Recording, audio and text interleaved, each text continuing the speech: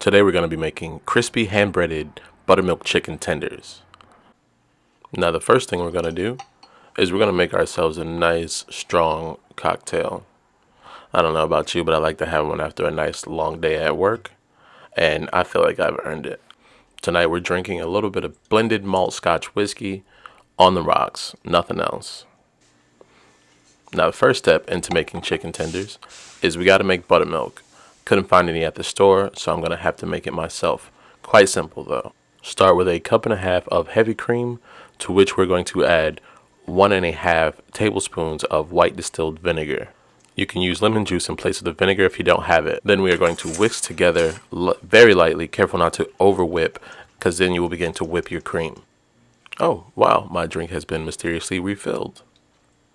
I'm going to have another sip of that before we continue. You're going to put your buttermilk to the side before grabbing your chicken tenders and preparing to clean them and season them. A sharp knife would make this process a little bit easier, but you got to work with what you got. These chicken tenderloins are fairly clean and appropriately sized for chicken tenders, so I don't need to trim them any further. I'm going to toss them into a large mixing bowl and then begin to season them with 1 teaspoon of paprika, 1 teaspoon of lemon pepper, and another teaspoon, 2 teaspoons of blackening seasoning, also salt and pepper to taste. You can season your tenders however you want. This is the blend I like to use when making chicken tenders and wings from scratch. Next, we're going to add our buttermilk to our tenderloins. You want to pour all of it in there. The buttermilk is going to help to tenderize and also create a light batter on the outside of your chicken. Then we're going to use our hands, get dirty, and mix until very well combined. Just going to pull one out to show you guys that it should be fully covered in the buttermilk and the seasoning. Next, we are going to add all of our tenderloins and our buttermilk mixture into a Ziploc bag, which we are then going to throw into the refrigerator so it can marinate. At the very least, I like to marinate overnight. A lot of people always say like 20-30 minutes for a marinade. I don't think that's enough time. Maybe it's just me. I'm old school. I like to go overnight with. Make sure you fold down the bag and squeeze out as much air as possible. You want all that good buttermilk seasoned blend deliciousness to be all over your chicken. You don't want any air pockets.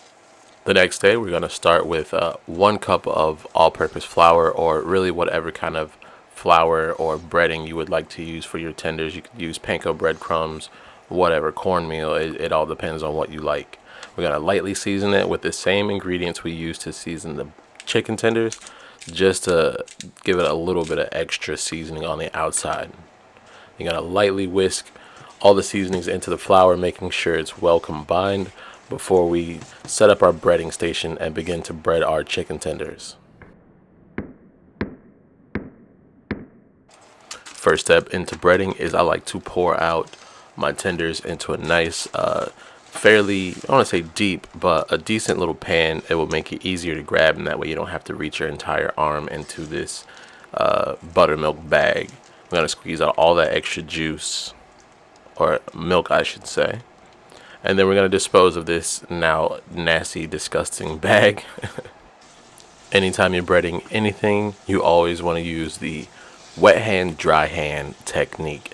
That's the technique where you keep one hand for the wet ingredients, which includes whatever meat you're using, and one hand strictly for the dry ingredients. That way you don't end up breading your fingers. Bread all your tenders, making sure you're getting all the nooks and crannies of these little tenderloins before we go to our now hot oil. You're going to place all your tenders in one at a time. I like to do it kind of away from each other, making sure not to overcrowd the pan. When you put cold food in hot oil, it's going to drop the temperature of the oil. If you overcrowd it, it will take a ridiculously long time to cook. Also, you'll probably end up with really greasy food.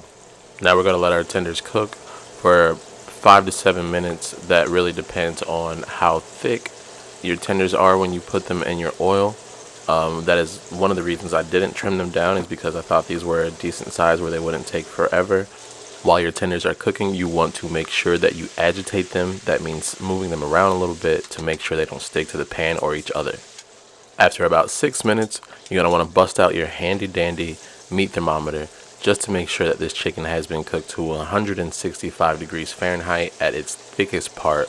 Not doing so will increase your chance of salmonella, which no one wants. Drain these on a paper towel or a cooling rack, whatever you have, and I like to add a little bit of salt right at the end just to make sure all those flavors pop. I'm drizzling mine with some sweet Asian chili sauce, and then I'm going to dig in. If you like this video, please like and subscribe it for more content. Thank you.